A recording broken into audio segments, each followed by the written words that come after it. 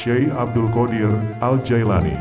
Beliau merupakan ulama besar, salah satu tokoh spiritual muslim yang mempunyai pengaruh besar. Namanya pun banyak dikenal oleh masyarakat Indonesia, baik oleh masyarakat awam maupun di kalangan santri dan ulama. Syekh Abdul Qadir Al-Jailani adalah pendiri Tarekat Qadiriyah. Beliau dijuluki sebagai pemimpin para wali, Sultan Al-Aulia, dan pemuka para sufi, Imam Al-Asfiya. Nasab Syekh Abdul Qadir Al-Jailani sampai kepada Rasulullah melalui ayahnya sepanjang 14 generasi. Ayahnya bernama Al-Imam Sayyid Abi Solim Musa Zangi Dausat.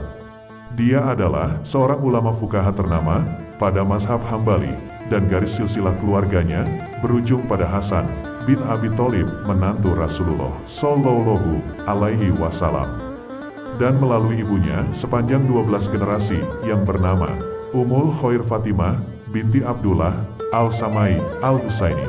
Ia termasuk keturunan Rasulullah dari jalur Siti Fatimah binti Muhammad Sallallahu Alaihi Wasallam.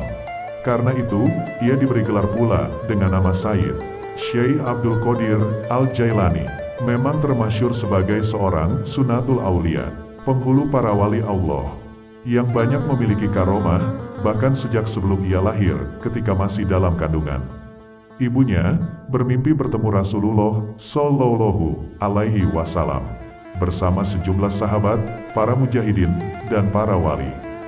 Dalam mimpinya, Rasulullah bersabda kepadanya, "Wahai Abu Sholih, Allah Subhanahu wa Ta'ala akan memberi amanah seorang anak laki-laki yang kelak akan mendapat pangkat tinggi dalam kewalian, sebagaimana aku mendapat pangkat tertinggi dalam kenabian dan kerasulan." Keistimewaan Syekh Abdul Qadir Al-Jailani sudah tampak ketika dilahirkan pada 1 Ramadan 471 Hijriah di Jailan dekat Tabaristan, sebelah selatan Laut Kaspia, Iran, saat sang ibundanya sudah berusia 60 tahun.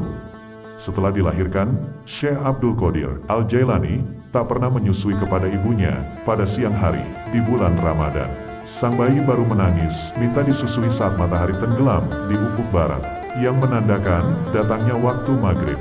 Dan uniknya, keanehan itu dimanfaatkan oleh warga Jihan sebagai tanda waktu untuk berbuka puasa dan juga waktu imsak.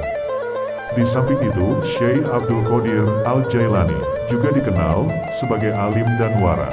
Hal ini berikatan dengan ajaran sufi dan tasawuf yang diajarinya.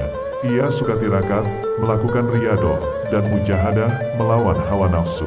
Beliau juga ahli dalam bidang ilmu fikih dan usyul fikih. Karena itu, banyak ulama yang menjuluki Muhyiddin, penghidup agama, di depan namanya. Dibanding ajaran-ajarannya, justru pengenalan masyarakat terhadap beliau lebih dominan pada segi karomah, keajaiban-keajaiban, keluar biasaan, dan kesaktian atau keampuhannya yang bersumber pada kitab-kitab manaqib yang banyak beredar di kalangan masyarakat. Dari perjalanan hidup Syekh Abdul Qadir Al-Jailani, ada banyak hal yang perlu kita ambil pelajaran dari beliau, antara lain sifat kejujurannya, pengamalan zikir, wirid, dan karya-karyanya, juga nasihat-nasihatnya.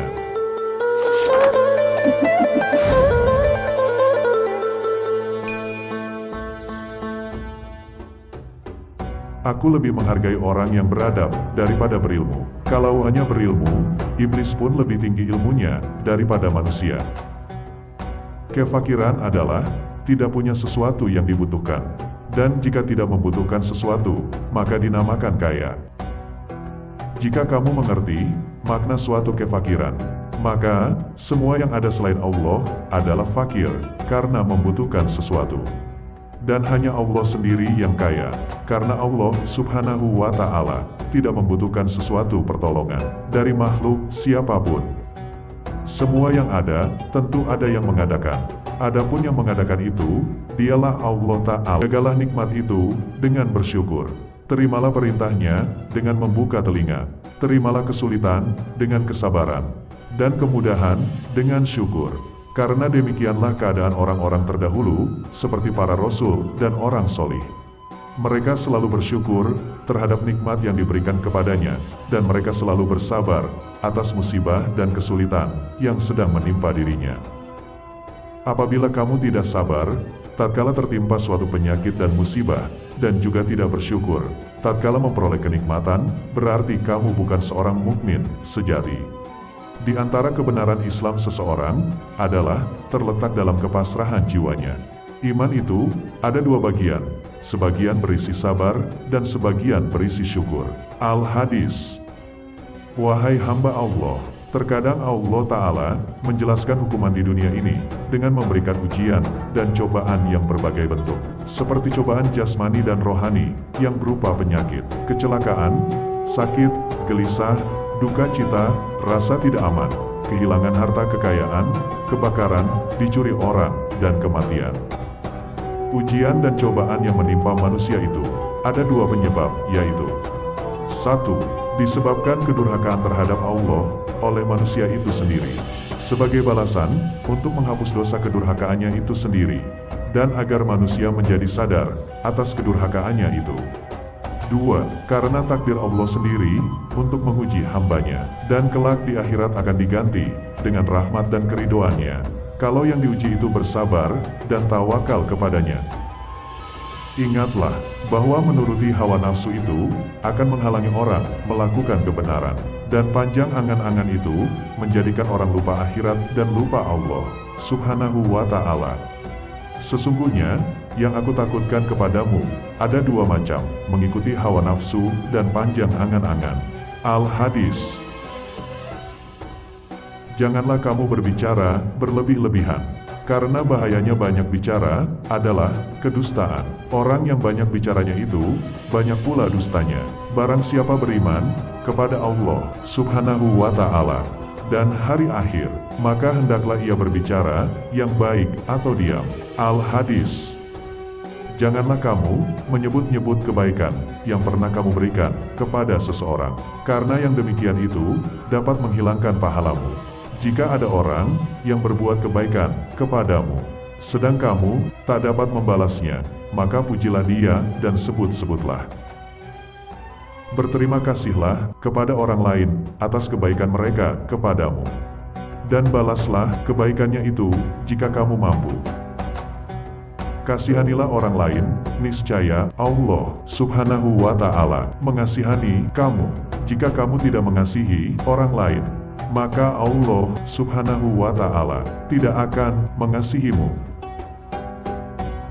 Sedikitkan permintaanmu kepada orang lain, karena hal itu merupakan suatu kehinaan pada dirimu.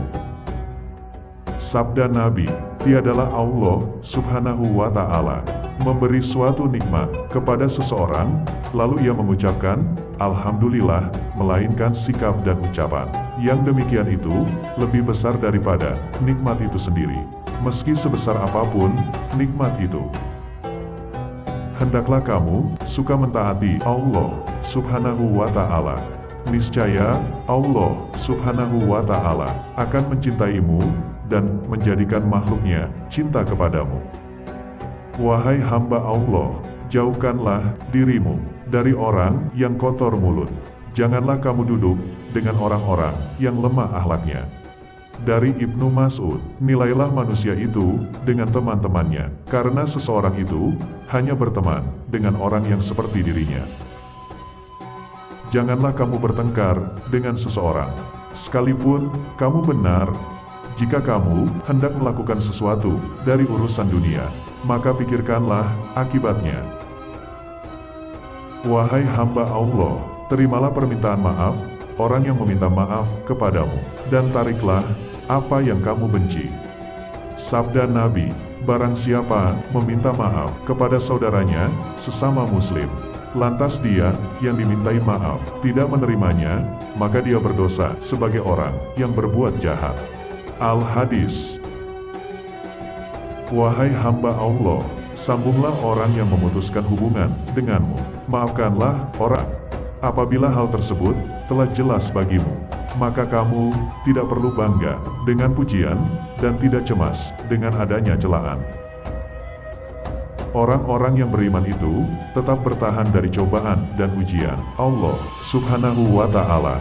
Bahkan cobaan dan ujian tersebut malah mengantarkan dirinya ke puncak kebaikan, baik di dunia maupun di akhirat.